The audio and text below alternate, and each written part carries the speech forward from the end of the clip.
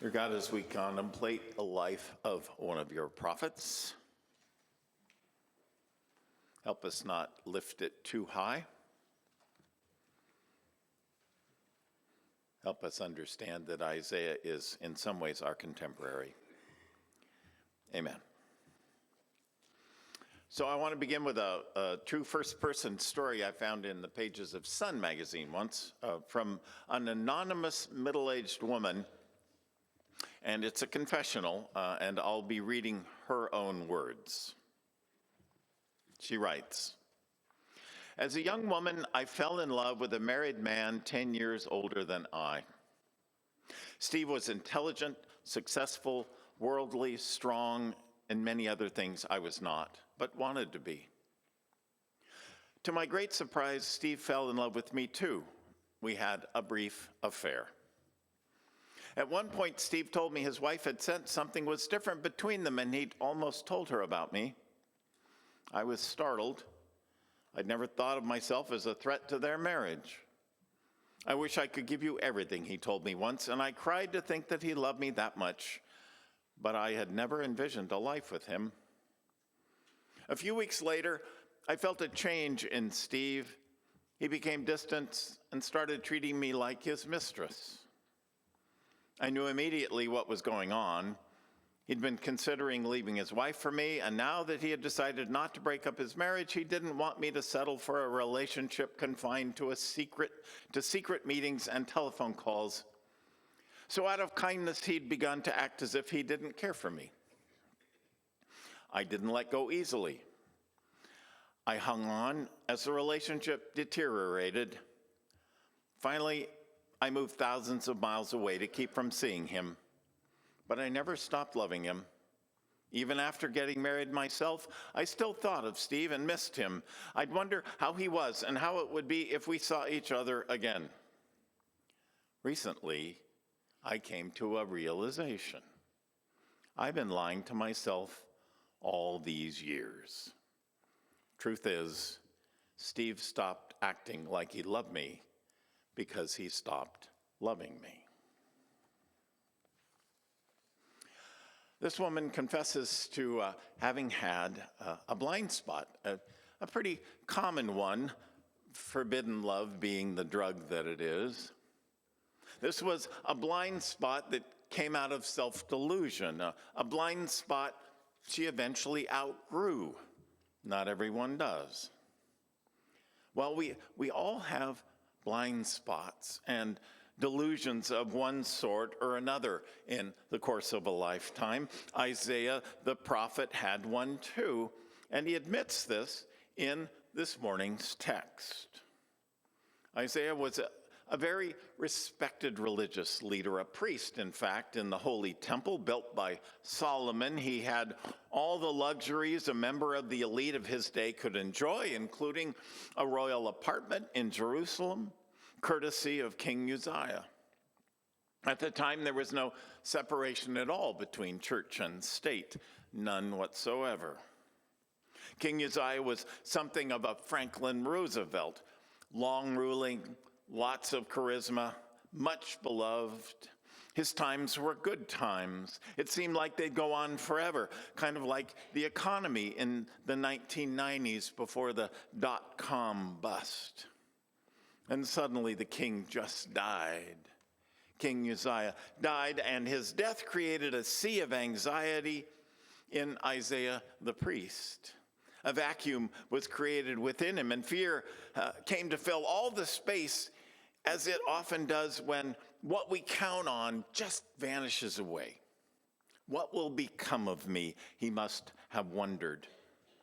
What's interesting is what occurs to Isaiah when his world comes crashing down. You look carefully at the text here and you see that though Isaiah is crushed by the loss of his benefactor, the king, Isaiah, in that terrifying vacuum, finds out who the real ruler of the universe is. He puts it this way: "In the year King Uzziah died, I saw the Lord." He'd been a priest. God was a wonderful subject, a guarantor of a royal apartment, The king was the guarantor, but he thought it was blessed by God. He found out differently, because Isaiah found he had a God-sized blind spot when it came to the true foundation of his life. And he was just then finally finding that out. His self-delusion about the future had crumbled entirely. So when all the false underpinnings of life fall away and we, as we inevitably do, go into free fall, what happens to us? Well, we can wither. We sometimes collapse irrecoverably, or we can find surer footing, or at least different footing.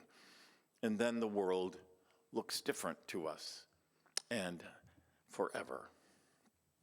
I remember a dear friend, I'll call her Susan. She and I got together for a walk at Rockaway Beach several summers ago. I remember Susan to have been highly introverted, terminally shy, really. I always knew she had gifts, but she seldom ever employed them. She hung back with her even shyer husband, John. But John had died 3 years before, and since his death, Susan had come out of her shell. She was now singing in public, sometimes even soloing. I was amazed. What happened? I wanted to know. Well, said Susan, when what you fear the most happens, what is there left to fear? After John's death, I found out I could face anything. All of this is preamble to the following words of Father Richard Rohr about faith. Faith, says Father Rohr, is finally to stand in nothingness with nothing to prove and nothing to protect. Faith is finally to stand in nothingness with nothing to prove, nothing to protect. I think that may be as good a definition for faith as I have ever heard. And it may also be the most biblical definition. It does perfect justice to Isaiah here in chapter 6 of the prophet. Isaiah lost what he thought was his safety net, but it was never a true safety net in the first place, right? Power flows by nature. Economies are sometimes built on sand. Isaiah's delusion about the future never changing served a purpose. It was better than its opposite, I guess, which is unmitigated worry. Anxiety takes a terrible toll on people. We know this, but how about numbing optimism? The kind Isaiah confessed to. I doubt there are any longitudinal studies on that. Hope is a beautiful thing. We can't really function properly without some. However, if it's just wishful thinking, then it will serve us badly. It would be a very poor prop indeed. The wonderful young Swedish climate change activist Greta Thunberg once proclaimed, "I don't want your hope. I don't want you to be hopeful. I want you to panic and act as if the house is on fire, because it is." Because hope gets in the way of what the world needs most sometimes. Jane Goodall, in her book, The Book of Hope, a survival guide for trying times, offers 4 reasons for hope: the amazing human intellect, the resilience of nature, the power of youth, and the indomitable human spirit, all serious reasons for hope. She still believes that it's not, quote, too late to do something to put things right, and that we still have a window of time during which we can start healing the harm we have inflicted on the planet. But she says that window is closing, and says, Soon it will be too late. Well, it's been 16 years since the great economic downturn, right? Thousands of people lost jobs, or they lost 40% all the way up to 70% or more of their retirement income. It was a time of great stress.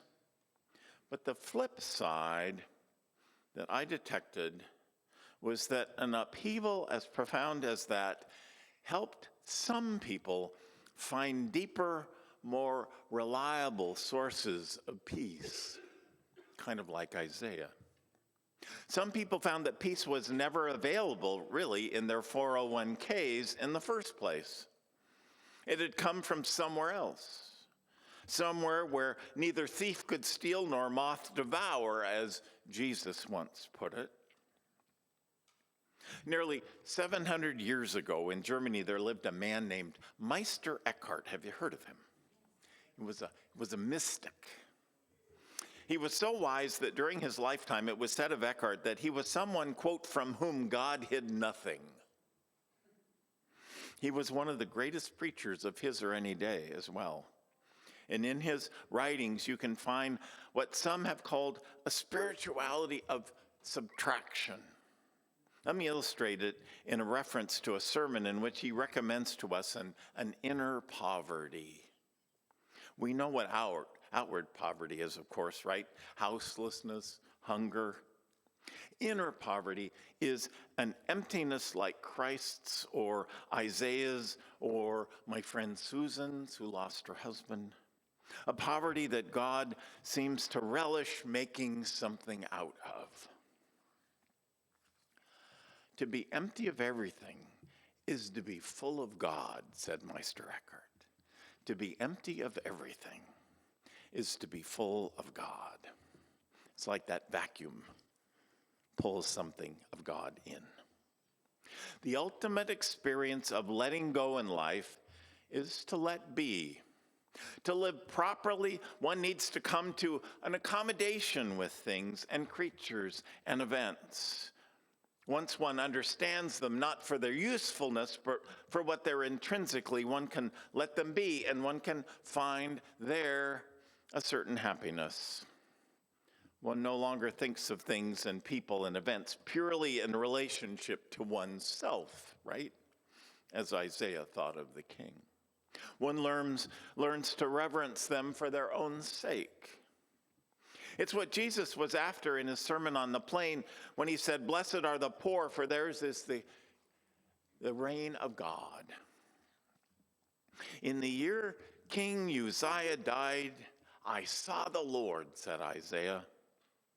In the year my husband died, said Susan, she gained a freedom she'd never had. In the year they downsized me, you might fill in that blank.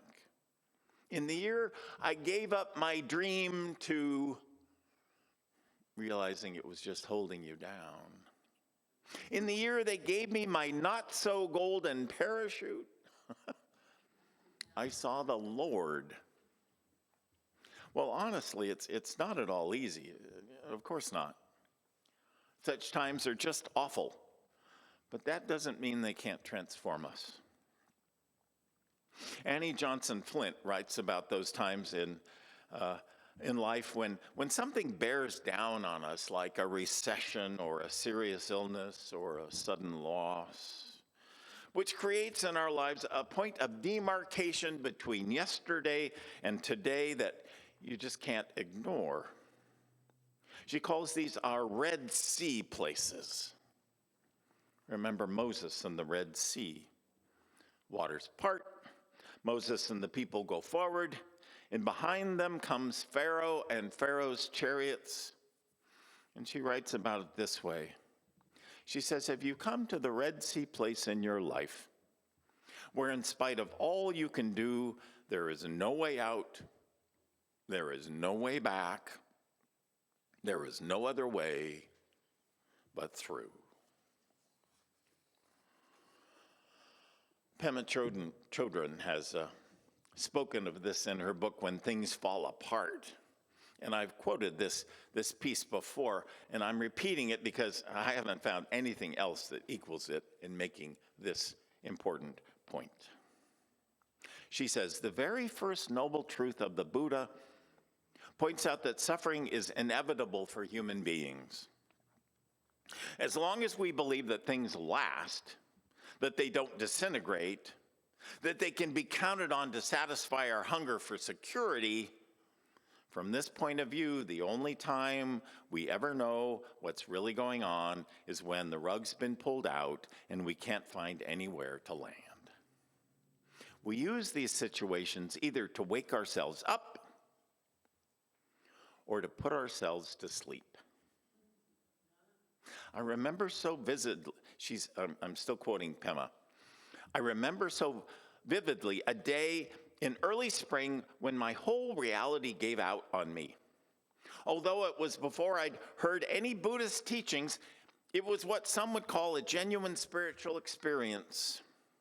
It happened when my husband told me something terrible. We lived in northern New Mexico. I was standing in front of our adobe house drinking a cup of tea. I heard the car drive up and the door bang shut. And then he walked around the corner, and without warning, he told me that he was having an affair and he wanted a divorce. I remember the sky and how huge it was. I remember the sound of the river and the stream rising and the steam rising up from my tea. There was no time, no thought. There was nothing, just the light and a profound, limitless stillness. And then I regrouped and picked up a rock and I threw it at him.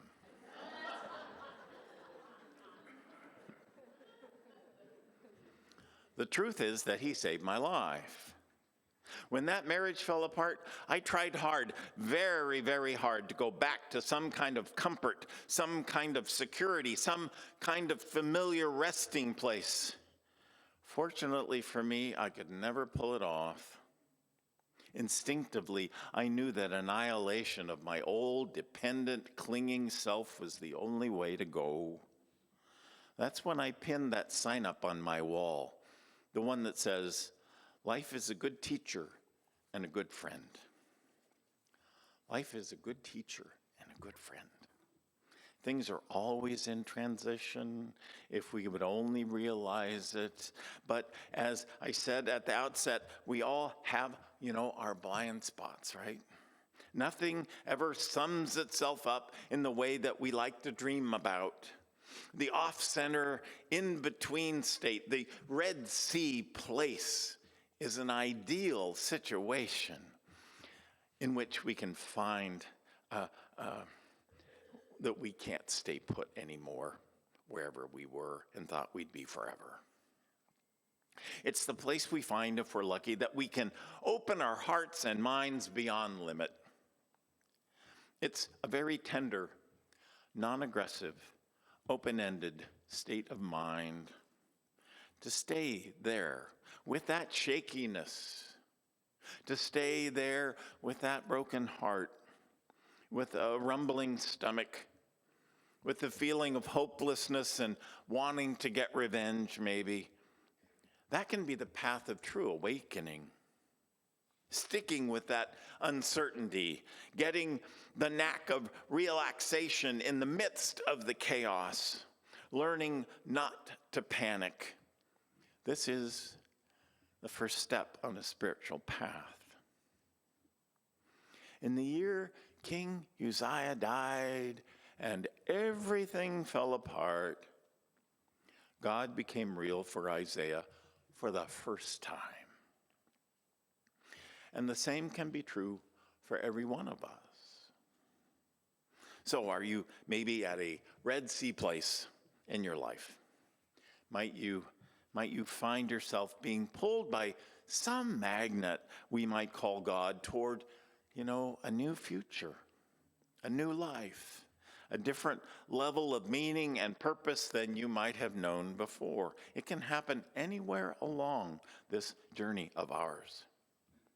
Might life have dropped a question on your plate, a question that asks you if you will be willing now or soon maybe to step forward and accept a call of some sort you may have put off for a pretty long time. Isaiah said, "Send me." But who knows how long he said, "Send someone else," before he finally gave in to God or his true self. The good news and the bad news are the same. To be empty of everything is to be full of God. Amen.